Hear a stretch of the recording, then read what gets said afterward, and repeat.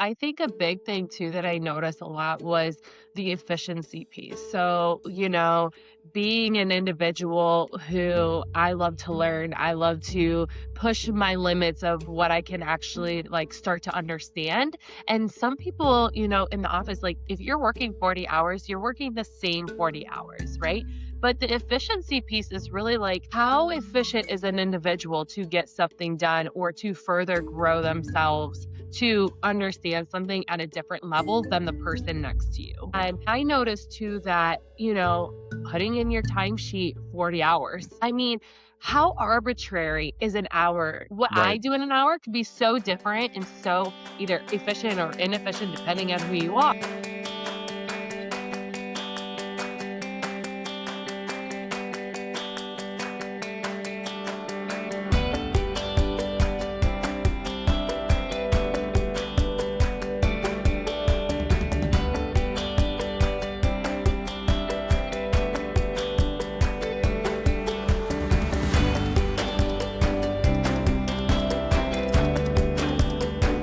Hey, everybody. Welcome back to another episode of Activating Curiosity. I am Ryan Ware. And today's conversation is going to be focused on the future of work. And it is a conversation that we had early on in the podcast existence, but from a little different perspective from someone who has been practicing within the architectural side, the interior side, and went through her own journey to realize like, hey, something's got to shift. Something's got to change for me personally, but also for the industry and the way that we think about staffing our businesses versus staffing projects and aligning talent to the project. Something that we've talked about early on with Mandy McGill was that decentralization of workers and wanting to get this conversation based off of a different approach and a way to build a support team for architectural firms, but also for design build firms as it relates to project architects, to BIM management, and all of those things that firms often are asking themselves, do we even need to hire somebody right now? And is this something that in 6 months that we may or may not even need as a position? So today's conversation is going to be with Erin Fantozz. She is the CEO and founder of EF Designs and based here in Cleveland. She's a graduate of Kent State University as well. I was looking forward to this conversation because I wanted her to tell her story, like what it was like coming out of university and practicing and then going back to school while learning and trying to maintain a career. Also throw into the mix 2020 once COVID hit.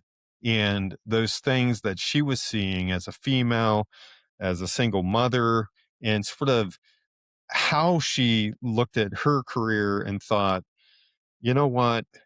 I can't be the only one who is thinking these things. I can't be the only one who believes that they no longer need to be in a brick and mortar setting in order to deliver projects for owners. But the real question that wanted to dive into and understand is why are we not taking advantage of this now?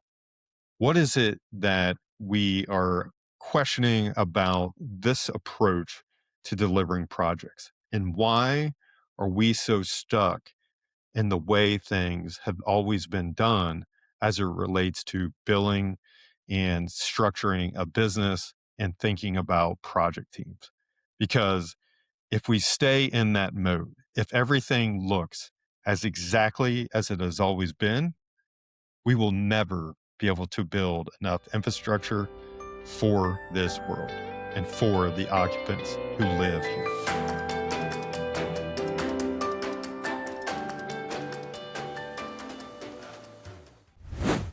Hey, Erin Fantozz, welcome to Activating Curiosity. Hey, how are you doing today? I'm doing good. I'm appreciative that you're willing to come on and have this conversation. I know it's very important for you and the work that you're doing. Yeah, definitely. I'm excited to be here with you. Yeah. So, Erin, we all know that 2020 became this like fulcrum point with how we thought about work within all industries, but really within the AEC industry. But before we even get to that point in kind of present day, can we just step back into your early career days and how you got into your career and the things that you were even seeing and starting to Mhm. recognize before that point in time? Yeah, absolutely. So for me, I have two degrees. I have an interior design degree and architectural degree from Kent State University here in Ohio. And really, what I was noticing is as an adult, when I went back to architecture school, I was also working in a firm. So Mhm. that kind of era of my life, I experienced this grit and perseverance in myself. And, it was very difficult for me to be very practical in the profession, but very, Mhm. creative going back to school to appease a professor and, kind of go through those studios and things like that. And when I had graduated, I had worked at a firm for quite some time. I loved working with them, and I just kinda needed a change of space, change of scenery, and I moved down to Columbus, Ohio, and, I worked for a firm there. They did healthcare, and I really realized that, like, healthcare was not my thing, you know? And unfortunately, at that moment of time, COVID had happened, so we're in the 2020, and they were bought out by a firm out in Seattle. And at that point, the Seattle firm was heavily into higher education, K through 12. And that was my bread and butter of what I was doing when I was in college and, working at this other firm. And so I was positioned working physically in Columbus, but working on design teams out in Seattle. So Mhm. I was experienced to working with, time zone changes, different tools, COVID alone. So you're working Right. with people that you don't know. You're working with, within a acquisition at the minimum. I Mhm. mean, so many changes were happening. And that was like one thing that I really noticed is like, I physically do not need to be in a brick and mortar to do the work that I am doing. If you have Mhm. high, communications and you can actually collaborate across, time zones, like there is a way to do this and it doesn't mean that you have to be in brick and mortar. Yeah. Yeah. I mean, it's interesting to hear you say you also went through an acquisition, which we Ugh. can get into that because it's a whole, as you said, that is a huge lift, um, for each of us mentally to go through that change alone with 2020 kind of happening in your career. But I think you stating like, "Hey, I'm trying to balance between work and going back to school. I'm also seeing where my passion is being driven towards a Mhm. certain vertical market, to, really focus on in your career through a design path." But then this thing happens, Yeah, COVID, where, I'm older, all right? My career started attached to a desk, like it was a desktop. And I remember printing drawings and trying to do red lines in hospitals when my kids were young. And it's like I couldn't even do work at home. yeah, So yeah. a lot of us in this, when, at points of leadership and, those in Gen X to a little older, like we started a career a certain way. And I don't know about you, Aaron, but that 2020, like, there were that threw a lot of people. It Mhm. just, oh my gosh, I need to be around everybody. I need to see them. And I know we need that social piece, but I mean, just to work, right? To be able Mhm. to navigate through coordination and communication. But before 2020, like we were already using, I mean, Teams was out there, Zoom Yeah. took off kind of ahead, but like video conferencing and picking up phone calls, Mhm. right? Rather than just always needing to have coordination meetings physically together. So you see this moment, you're recognizing it, you're saying, like, I don't need to be in that brick and mortar Mhm. piece. Like, what? what else sort of happened between the 2020 timeframe and today, right? Present day for Yeah. you starting your business, but like beyond the brick and mortar, what else were you noticing in our industry that we're like, hey, we're holding on to some Mhm. things here?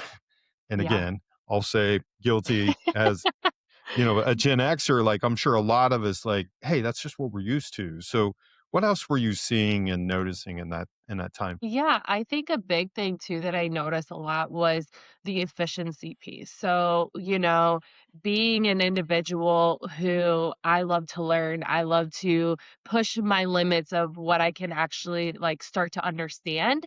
And some people, in the office, like if you're working 40 hours, you're working the same 40 hours, right? Hmm. But the efficiency piece is really like, how efficient is an individual to get something done or to further grow themselves to understand something at a different level than the person next to you, right? Hmm.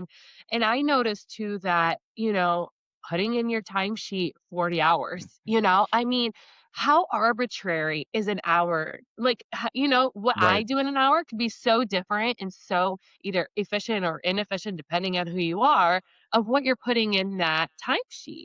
And so, like, for me, I really experienced, I'd be working on a project, higher education project is pretty much my baby project. And, Hmm.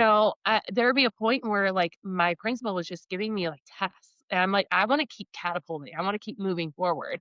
But I couldn't move forward because I wasn't given enough information to, because they were holding and knuckling all the information tight, or they have other things going on. They're going to project site. They have other projects going on. And here I am, someone who has to put 40 hours on their timesheet, and I'm at this Right. stopping point, but somehow I have to fill up my time because that's what you just had to do.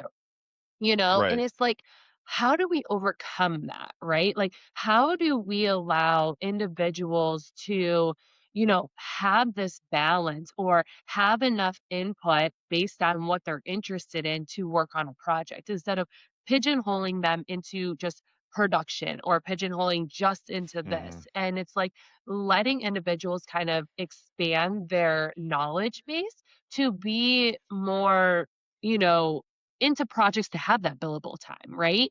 And I Right. think for me, it was realizing like, okay, I'm very conscious of what this budget is, so I'm not going to just bill time to bill time. But at the same time, what am I doing?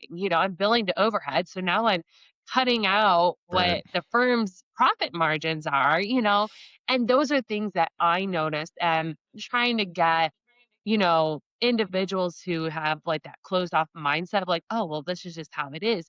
I wasn't in the Hmm. position at that point in time to be like, okay, well, maybe let's try this, or can I do that? Or do I really need to work these 40 hours? I find that to be a very arbitrary, old school mentality. And it's like, Right. I know it's a cross industry topic, but like, how do we get away from that hourly conversation? Yeah. I mean, e there's a lot there that you were noticing, right? Mhm. The hourly piece is like, that's a business model approach. Yeah. Is like, we're gonna go win a contract and everyone has to put their hours in. We can hit on that because I think the way you say it is a huge opportunity, I think, to be thinking differently as an industry.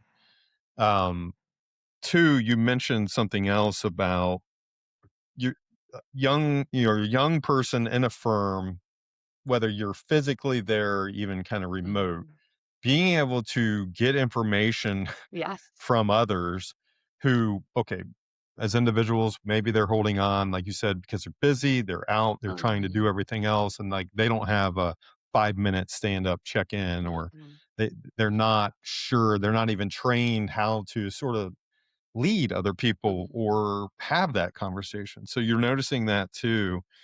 Um, and I think that's I'm gonna stick with that one for a second because I think that's universal within our Mhm. industry. I was talking to a young man, I can't remember now, spent some time that I asked him how he just started at a firm, and I said, "How's it going? Like, do you just feel like sometimes you're sitting in a studio and everyone's running around Mhm. because you're 6 weeks there?" He's like, "Yeah," and I'm like, "They're all busy and they're all running around." And I go, "Are you realizing some of them just started like months ahead of you?" Yeah. Like, and he's like, yeah. He's like, I'm like, not just because I was hired, Right. like that, those people were like just hired too. And they're just running with their hair on fire as well and not being able to get, the attention of the principals or Mhm. directors or VPs, whatever title you want to give it, to get the information they needed. So I don't know, when you mentioned that, I think that's a real challenge Yeah. within our industry to think about that efficiency piece, which I'm going to stitch these together. Efficiency is, we think that that's an improvement to Mhm. net profitability on that bottom line. So you were also young and going, wait a second, like this business model seems off. Uh-huh. Like, why is it? I mean, 40 hours. I mean, you mentioned 40. I think that's being generous in the Yeah. architecture world, like Uh-huh. 60, 70, 80. We were like a badge of honor back in my day, like, oh, just put in Yeah. 70 hours. Yeah. Well, you weren't getting paid for 70 hours because you were salary and you were just burning fee Mhm. as you're discussing, some of these efficiency pieces. So I just think, you being that young person recognizing like, hey, why is everything Mhm. billable time? When we're trying to complete a project, Yeah. right? We're trying to complete whatever that scope of work is that we got to handle and we Mhm. got to deliver, as well as how can we do it efficiently that isn't just being, within a brick and mortar setting, but kind of in a way that we are getting the information at the time we need Mhm. it in order to move forward.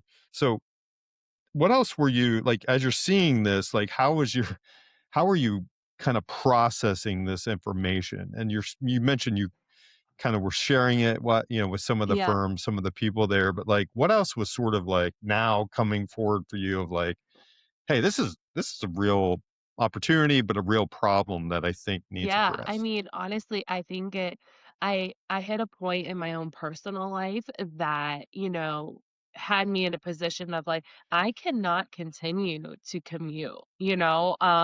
And with that, it was like, okay, now I'm stuck in this position of, my hometown is in a rural area. We don't have opportunities here. And I have Yeah. taken now the past 3 or 4 years realizing all of these business model within the architecture industry. And I'm like, I don't know what to do because majority of firms think in one type of way. And so I Right. got to this point where it was just like, I need to create this opportunity. What I need, I just need to make it work for myself and for my personal life because I am a single mother to a daughter and I am commuting, I'm doing all these things. And, it's like when you think about that piece that I had just said of, you have to be billable 40 hours or whatever it may be. And now there's time that it's downtime at the office, but that's downtime that I'm now taking away from my family. And it's Right. like, how do we get, everyone says work life balance, right? And it's Right. like, it's more than just work life balance. It's like, I know you had mentioned previously, it's like the commute time. Like, I was commuting an Yeah. hour back and forth just one way. And you know, it got to the point where I had to come to my firm and I was just like, look, like, here's my situation. I know, some firms don't like to talk about personal unless it's presented to them. And I just had to tell them, hey, look, like, this is my situation. This is not sustainable for me and my family. Hmm. And at that point, it was almost like they had like this trigger go off in their mind of like, wow, we really want you to work with us. You came back to us because, you were in a position that you needed another job, but now you're in another transition point, but we don't want to lose you again. So what can we do together to make this work? And I think Hmm. that was, a hard spot for them because they also are in that traditional thinking, right? So I have Right. now Right. Right. brought them a situation where they're kind of left in the same way I'm thinking of like, okay, what do we do? And together we kind of had to come up with a solution. And it worked for a little bit until I realized that the biggest issue was really just the communication, the communication of them not understanding how to communicate to someone outside of their brick and mortar, the Right. communication of, you know, people in the office, it was like, "Oh, I'll just come to your desk." Well, you don't have that luxury when someone's working. So I think there is a big communication issue of, traditional business model thinking to more forward progressive thinking that you kinda have to be really good at your communication skills because if you're not, that's why you're white knuckling everything, you know? Yeah. Yeah. I mean, it's so true because if we think about the things that hit us emotionally, Mhm, I think about, all right, watch a commercial. Like it's got to hit your attention within a very short time period. mhm. And a lot of our communication, I know everyone communicates differently. Like emails Yeah. can't read tone, right? Like texting, people aren't giving full words. And you're like, oh, you got all these generational things that are happening around communication as well in these formats. Mhm, But just like sometimes communication is even knowing like what does this person need to mhm. know and when? Like in order for them to be moving at the pace that is required for the project to be completed in a timely manner. And I think communication has always been even difficult when you're sitting next to someone. Yeah. And that's a human piece. Mhm, And as you mentioned, it's like, hey, we're noticing these things going on. You're starting to communicate your what you're seeing as a challenge for yourself, and whether you did it in a way that said, "Hey, I see an opportunity here as mhm, well." Like you're describing this as something like bringing value to yourself as well as to the mhm. firm. And I'm curious, you mentioned this too, is like you all didn't know exactly how it was going to go. Like how much grace and kind of empathy were you giving yourself to learn through this new territory Yeah. for one another of how that could work out and how you could have enough psychological safety or that space that's Mhm. needed to bring up those challenges to work through Yeah, I them. mean, I think for me, like, it was very nerve-wracking for me to, like, come to them and be like, "Hey," like because I had previously worked for this firm before I moved, and so then when I came back, I, like, went to them out of, like, "Oh, shit, I need a job, my contracts" I did Right. contract work for a little bit, so I'm coming to them out of, like, "Hey, like, what do you guys have going on?" And they didn't really have a position for me. They were like, "We don't really need you, Yeah. just give it some time," but because they know my work ethic and they know the value that I bring to their firm, they're like, "We'll bring you on full time, just give us some time." So now here I am a year later coming to them asking, like, for a whole new shakeup? So that Yeah. was hard because I had already left the firm once to go pursue other things, and now here I am again coming back and being like, "Oh, hey, I actually need more from you." So it was hard because I had experienced other things from other firms in other situations that now I was trying to get them to see, but then again, it's like it was just a very difficult transition for me to even bring that up, like, the nerves and the anxiety and the stress that I felt for Yeah. months on end to be able to be like, "Hey, I need something different. Have no idea what this looks like. I know that their mindset is completely different from mine now, and how do we, like, merge those 2 together? Well, yeah, I mean, okay, so taking your story then, like how like no human should feel like they can't have I a know. Yeah. conversation, Yeah. right? So like that's like personally to go through that and it's like I don't want Mhm. to say what I'm about to say. Right. And I think it's, fear of retaliation, fear of embarrassment Mhm. sometimes, whatever it Mhm. is. Those emotions, like we tend to build them up in our head of like it's worse than it's going to end up Yeah. being. So like as you are going through this, and now we're kind of heading Mhm. into that present day. Um, to kind of get a firm to think differently about this. Mhm. You're also going through your own journey of thinking differently about this. Like what what have you learned from that moment as you're stepping into your business Mhm. and thinking about also working with Yeah. other firms? How have you thought about that as a leader now and kind of starting this this journey of the business and the support you're giving AEC I think firms? one, having hard conversation doesn't show weakness, it actually shows strength.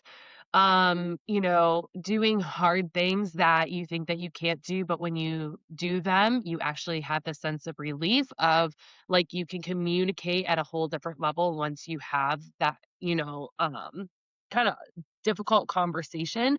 In terms of Right. leadership, I am a very over communicator, transparent individual with my entire team. And I also advocate for my team. I advocate for myself. I advocate for the profession.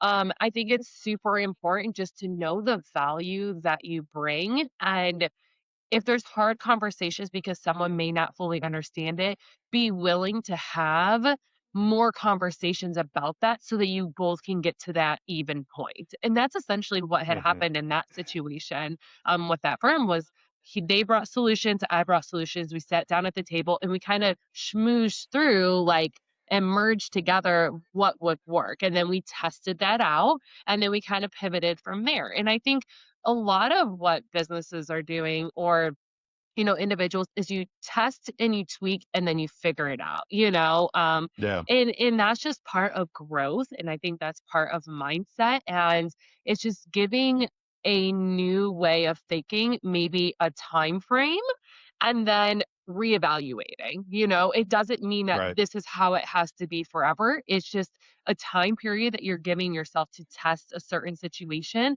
and then you're able to move forward from that or realize that, okay, this is really what I wanted to do. Yeah.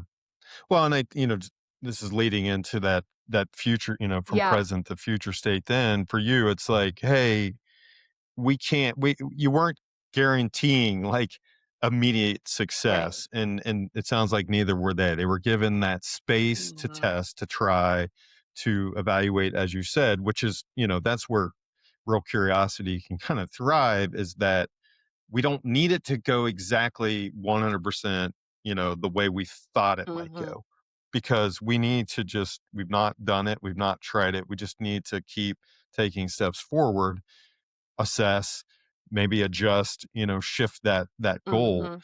And I think a lot of times, especially in our industry, like the low net profitability, Yeah, like if it doesn't work once, like we throw it aside and we're like, yeah, that didn't work.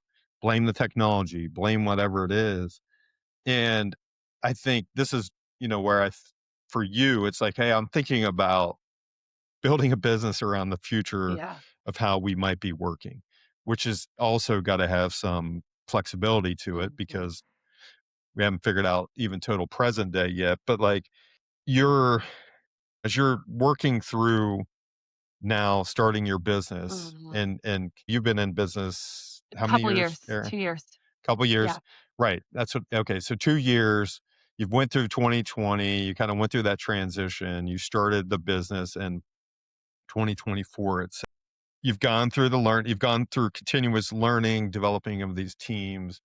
Like, what else have you learned to that journey as you're thinking about the future work for AEC industry, and the way you're structuring your business in order to support not only your team and those individuals that you might be hiring for your mhm. team, but those businesses? Can you walk us through like your version of that future work Yeah. state that you've been thinking Yeah, about? absolutely. So, for us, like we look at three different things that are super important. It's the leadership, it's the outcomes, it's the speed, it's looking at capacity, not hours. It's looking at, what does it take for us to be profitable, our client to be profitable, but a happy end user client, right? It's Right. sometimes is, how do all of those things kind of come together and work together to provide profitability and success for everyone involved? So, so you're starting to look at the business piece Mhm. with that, how your go-to-market strategy, right? Which is that Yeah, first piece. Like, how do you even really begin to price your solution or services, I yeah. should say, providing, are you really in an area of fractional support for Mhm. teams? Is that Yeah. sort of this decentralization of Mhm. work, sort of framework? So the go-to-market strategy is like, look, businesses can't hire. Right. Sometimes there's ebbs and flows with economy changes. Smaller firms, especially, like you can't just keep adding Mhm. overhead or adding headcount Mhm. to a business. You got your pipeline, you got, backlog to review, but like there's ebbs and flows. And like we've seen throughout at least I've seen throughout my career, it's just the hires and the layoffs and the Yes. hires and the layoffs in our industry. So your go-to-market strategy, you're trying to structure this in a way Mhm. that is like, hey, we got a future workforce that's shrinking for our industry, current workforce that's shrinking, dynamics of our workforce is changing.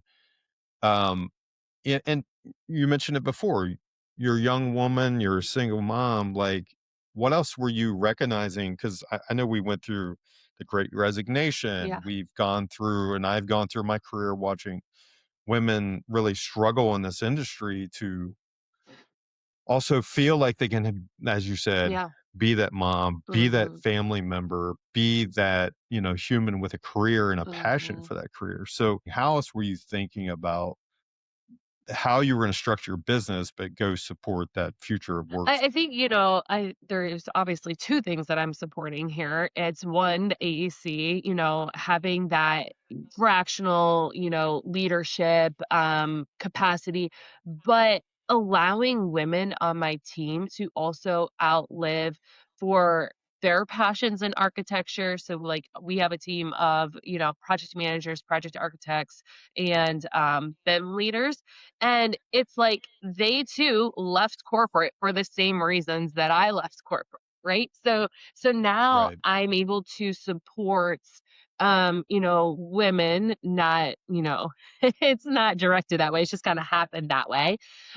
Right. And Right. help them be home with their families as well as work in the workforce, and I think too it's looking at, different ways for leaders at architecture firms to really look at, like, do I need a full-time employee that has these overheads, has all these costs added to it, or do I just need someone for a season, right? Right. Are you pushing hard for something? We have individuals on our team retired from corporate US, right? Like, we are bringing that expertise, that leadership, that knowledge base of what corporate AEC firms need and want, and we're able to bridge that gap. So they're not needing to hire a project manager, they can hire EF Designs as their fractional support. For Hmm. and the women on our team, one day one of the girls might have to take their daughter to gymnastics in the middle of the day. Like, it's just that is just the culture that we have created here, and it's Hmm. being able to have the flexibility but still live the passions that we wanna have and support the AEC industry in a different way than what the normal traditional way is. Well, I mean, it's powerful to hear from you this like how you're thinking about the business Mhm, and creating a business that allows women to have that career mhm, that they're looking for, where the corporate world is it's been a bit of a challenge, but do it in a way that's non-judgmental. mhm. And like we our society, I'll just get a little bit of, into our society, but like we've been built to be judgmental, like at a snap of a finger. And I just think that we need to pause on that and see the humanity Mm, within all. And I know that my career, the the women I was able to work with in my career, I would not be where I am today if I yeah. didn't have the support, if I couldn't, also sponsor and just build a team Mhm, and try to provide that space where they could, develop their career. But like, hey, if you got to run an errand, you got to go do this because, as me growing up into my career, I felt like I was judged all the mhm, time just taking time off for my kids being born. mhm, There was no parental leave mm. for me when I was younger. I mean, we were in a downturn. Like I didn't even have PTO. Yeah. Like I remember going through this, like, how am I living in the United States and this is what I get? Yeah. So I just think like that mission or sort of how you're thinking about your business and providing that Mhm. opportunity is it's so needed and it's, so critical that we don't lose that skill set, that Right. talent Right. because they don't have a place to work. And then something else that you shared, I think back in your past was you lived in a rural area. Mhm. And I think about this, like I grew up in a small town in Southeast Ohio. There, I didn't want to live there and I didn't Yeah. really want to work there, but I was doing both. Uh-huh. And I was driving 45 minutes to go to an office then. And I'm thinking like there are so many small firms Mhm. that could utilize this fractional approach. Yeah. And I'm sure the mindset, there is a certain mindset to this. You mentioned it before, but just the opportunity to keep people within the profession, Mhm. being able to, and I'm in agreement. Why are we still working 40 Yeah. hours a week? I know. like I don't even know why that's still a thing. So anyway, I want to, commend you on how you're thinking about this and providing it because you went through your own personal Mhm. experiences. But also just I'm sure this isn't just like, hey, we're heading and trying to support large firms. There's smaller firms or even design build companies with, VDC really becoming predominant. Mhm. Like there's all of these areas and avenues to bring the skill sets, like you said, BIM managers to project architects Mhm. and that experience. What what do you see as the biggest sort of hurdle to sort of that adoption of this? Is it mindset? Is it that old way of thinking of Yeah. how we bill? Like what else are you I noticing mean, and seeing and how are you addressing it? honestly, I think it's a mixture of everything. I definitely know that what we're building over here is a shake in the industry. What we have is Yeah, not anything that anyone has ever seen. There is outsourcing overseas and there's offshoring and there's, right, freelancers, but like what we have here, it's unheard of, you know? right, And so there's a lot of questions, there's a lot of unknowns, there's a lot of uncertainty with our potential clients of like, what does this even look like? And so right, we kind of have to paint them the picture of like, this is how it's been working with some of our clients. We're still growing in this way. But at the same time, I think it comes down to a lot of things that I get are, "Well, what's your hourly rate?" We don't like, yes, we have one, but no, we don't, right. we use that for internal purposes only. We also get a lot of questions around like, "Well, we only need you for production." Okay, production is like someone that's putting lines on a paper, but you have competent individuals who can catapult a project forward, bring solutions to the table.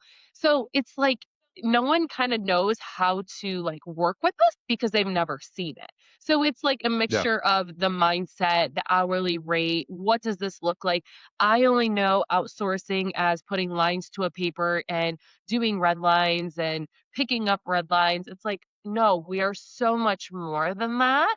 And it's like me just trying to educate the industry on like the other possibilities that they can have brought to their firm without hiring, without having overseas offshoring, without having these other traditional ways of having additional help of like you can actually have competent individuals, right. retired US working for your projects to move projects forward and not having to worry about all the other things that you do when you outsource. Yeah. There's a lot there. Well, no, no, I'm glad you shared it because I just think like it mindset is key there because I heard words like Yeah. control. I need control and I need clarity Mhm. and that is anything that is new, that change that you're going to go through, like foundationally, choice, control, and clarity are critical. And this isn't new. We were 1099ing employees and contract Mhm. employees in our past. And I think about construction like union halls and what what you're describing is it's project based alignment with Mhm. skill set and talent. Mhm. And I know I had this conversation early on about this decentralized sort of workforce, but bringing the talent to the project, not to the business. Mhm.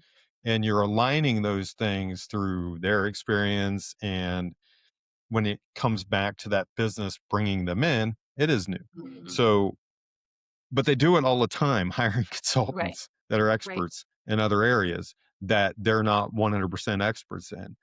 And so then it's trust, right? It's Mhm. then trust is like a critical component to this.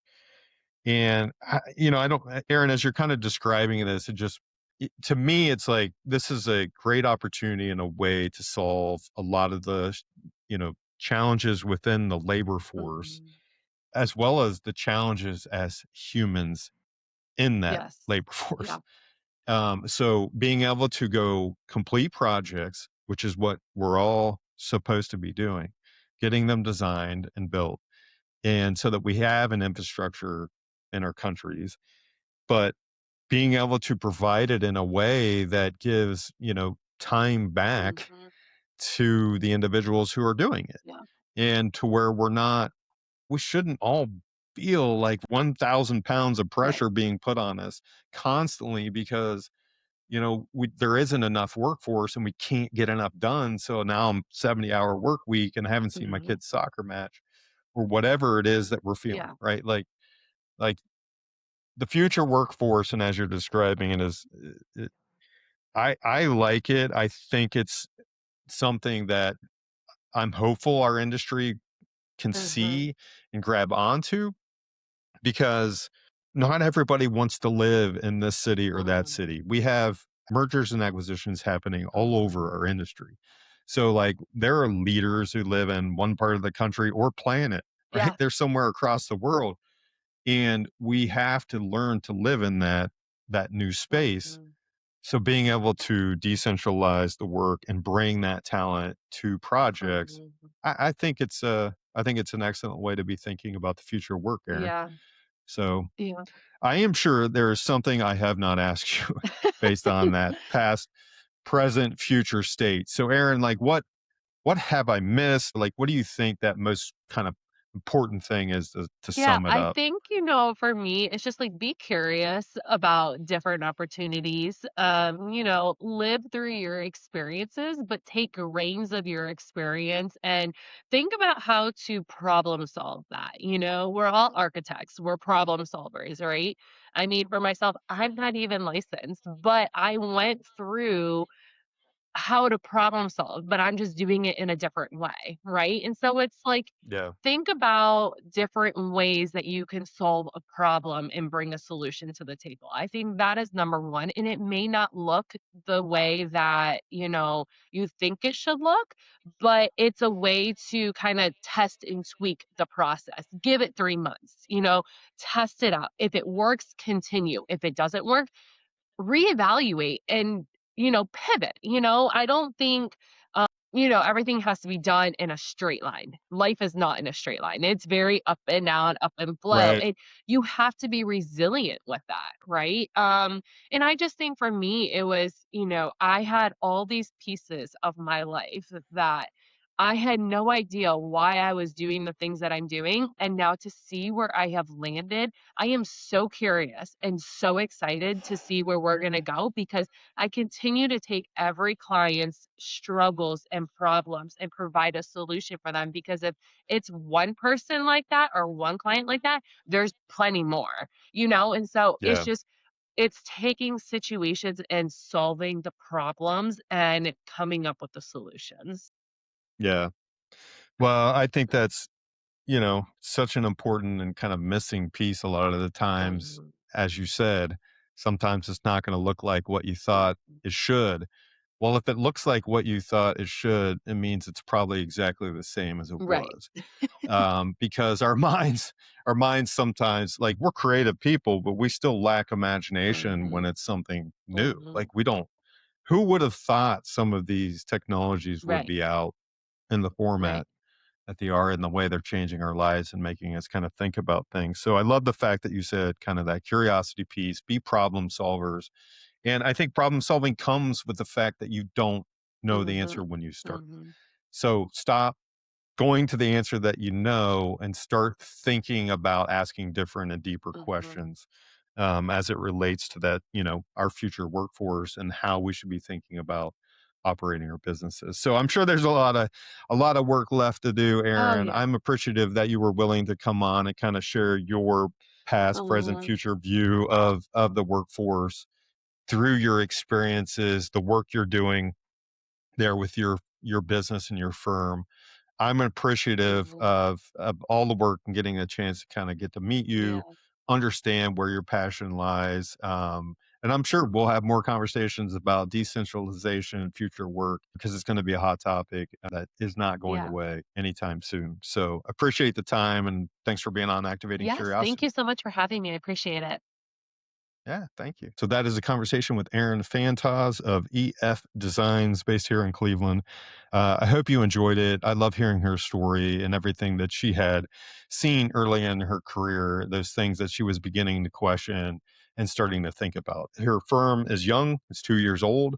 She is in constant curiosity mode of testing and trying and relearning as well as just learning on her own about how we should be thinking about the industry and be thinking about the businesses within the industry. So until next time, I hope you're able to continue to go through those things in your life that you're curious about and diving into them and giving yourself that space that's needed to constantly be in learning mode, as Erin said. I hope you stay well. I hope you continue to activate your curiosity as well as curiosity within others.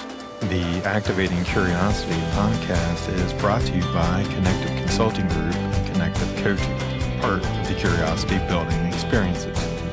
If you enjoyed today's episode, don't forget to subscribe so you'll never miss a conversation. Share the podcast with your network and help us bring more curiosity into the construction industry. Interested in becoming a guest or a sponsor? Visit us at activatingcuriosity.com for more details. Until next time, keep leading with curiosity.